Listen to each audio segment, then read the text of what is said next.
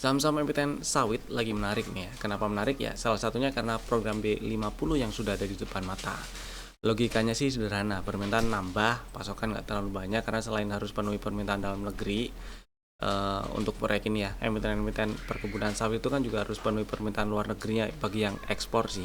Cuman sementara ini memang ekspor mereka cenderung relatif kecil dibandingkan dengan porsi menuhin kebutuhan dalam negeri. Ya, ada beberapa saham emiten CPO yang menarik menurut opini saya. Dan kita akan bahas, jadi tonton sampai selesai.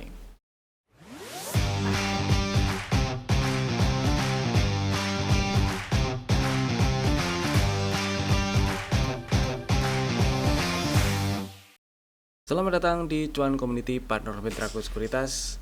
Kita bahas ISG-nya dulu ya. Yang hari ini tutup di 6041.97. Kemarin tutup di 6039.52. Nggak beda jauh. Nggak beda jauh dengan penutupan kemarin, dan range perdagangan hari ini masih ada di dalam range perdagangan kemarin. Jadi intinya 2 hari berturut-turut kemarin dan hari ini, Selasa dan Rabu, itu ISG marketnya cenderung ada di dalam range yang terbatas gitulah ya. Dan masih perlu dipantau apakah IHSG dalam waktu dekat ke depan masih tetap bisa bertahan di 6.000-an, karena kalau sampai turun breakdown tutup di bawah 6.000, apalagi sampai ke bawah 5840 ke 5800-an lagi, maka peluang untuk lanjut terkoreksi ke 5.600 5.500-an jadi makin gede. Mudah-mudahan dalam waktu dekat ke depan, terutama di pekan ini, berhasil naik ke atas 6.095 ke 6.100-an gitu, supaya ke 6.200-nya jadi makin lancar gitu ya.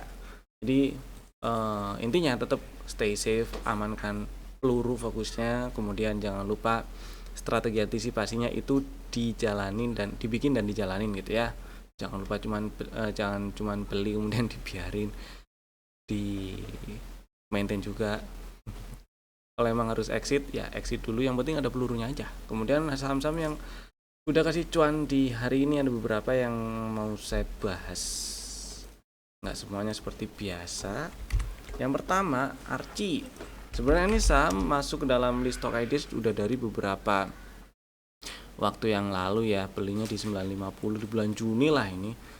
Naik nge-swing, kemudian cukup ketahan di sekitar 1050. Jadi si Archie ya, mudah-mudahan masih bisa lanjut. Buat yang udah jualan ya udah happy cuan. Dan yang belum jualan atau masih ada barang, pasang trailing stop aja atau update stop lossnya di 10.20 atau 10.10 nggak masalah, yang penting aman itu ya. Dan yang jelas dari 9.50 ke 10.55 itu udah lumayan kan CRC-nya. Mudah-mudahan sih bisa lanjut nembus 10.70, lanjut ke 1.300-an gitu ya. Ini double bottom biar di breakout neckline-nya di 11.40 11.50-an. Happy cuan artinya. Next, Harum.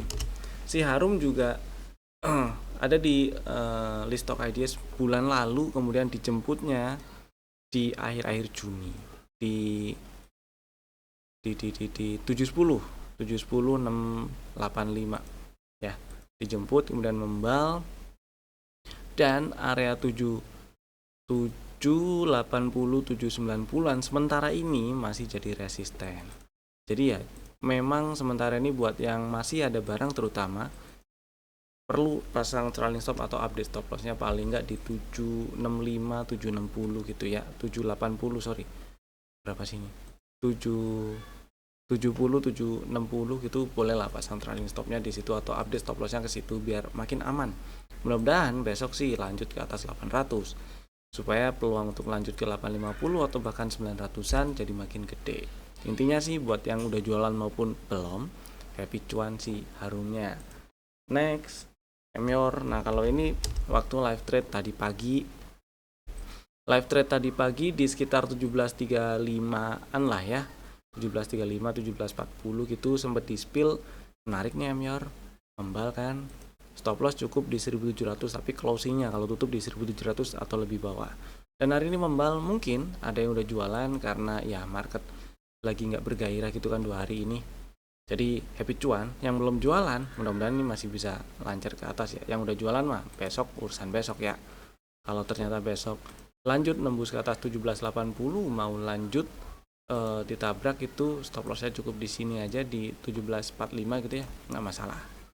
Itu happy cuan M-nya. Next kita bahas stok ADS kemarin ada dua.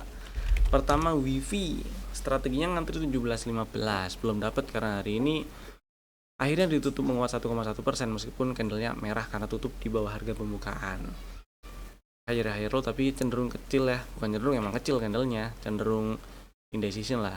Saya masih tetap pilih ngantri dulu aja. Mungkin udah ada yang beli tadi karena sempat dibahas juga selama nggak ke bawah 1775 sih Wifi-nya masih ada peluang ke atas. Jadi ya mungkin ada yang beli, stop loss 1770 aja. Kalau belum atau masih tetap serak lebih pengen ngantri lebih serak ngantri di 1715 nggak ada masalah, sambil kita lihat besok kalau ternyata nyundul ke atas 1885 yang mau nabrak silakan, stop lossnya cukup di 1815. Next yang kedua ada seger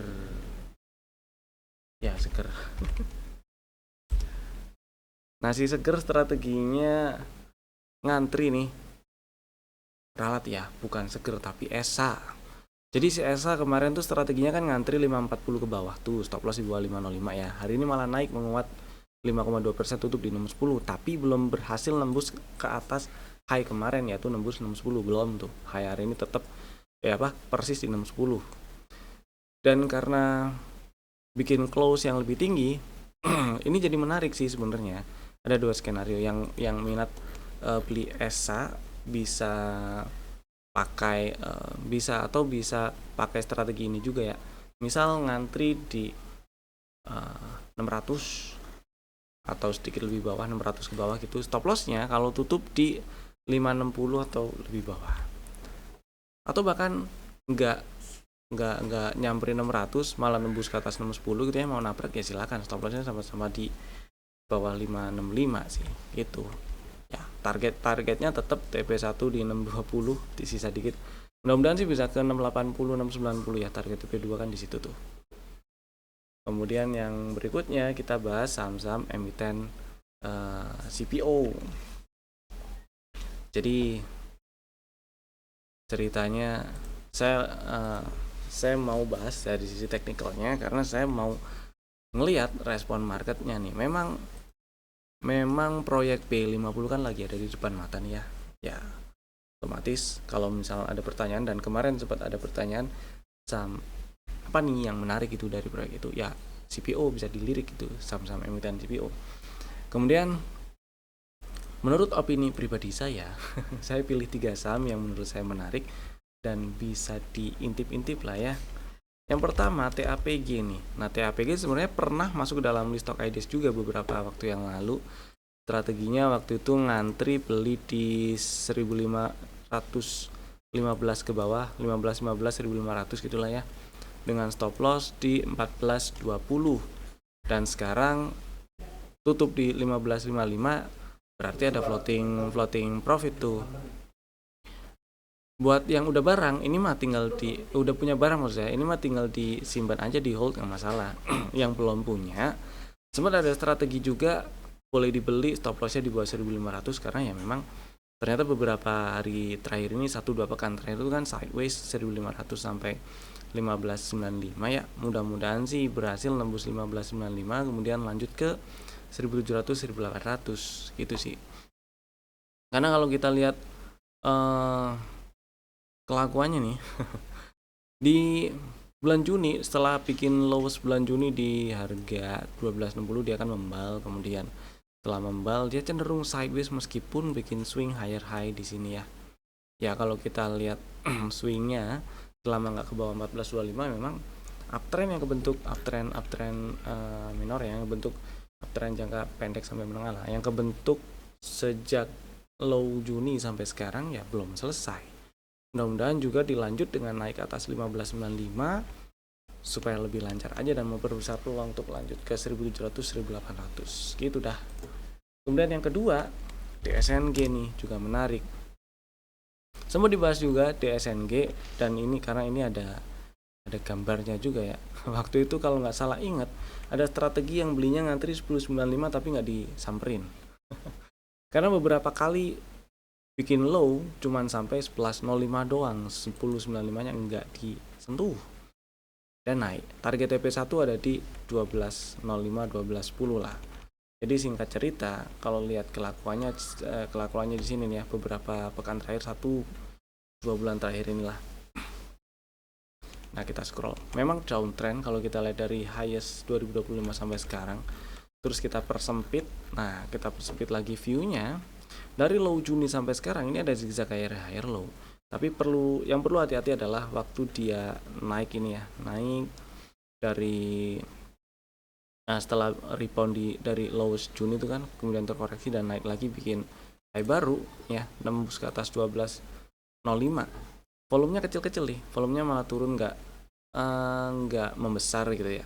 Ini perlu hati-hati, terutama buat yang masih ada barang, yang udah punya barang atau masih ada barang, tinggal pasang trailing stop atau amankan pakai stop loss, geser stop lossnya ke atas gitu. Misal punya barang di 11.40 terus 11.20 gitu ya, 1.100an gitu, atau mungkin bahkan punya di bawah 1.100, amankan aja, geser stop lossnya ke 11.75 atau 11.70. Ini kan inside bar nih hari ini nih ya, cenderung indecision nyampe target TP1. Dan kalau kita lihat sebelah kirinya, ini ada area yang memungkinkan jadi resisten. Jadi nggak ada salahnya amankan posisi di 11.75 atau 11.70. Kecuali dalam waktu dekat ke depan, terutama di pekan ini, naik breakout 12.25, maka peluang lanjut ke target TP2 di 1.300-an jadi makin gede gitu.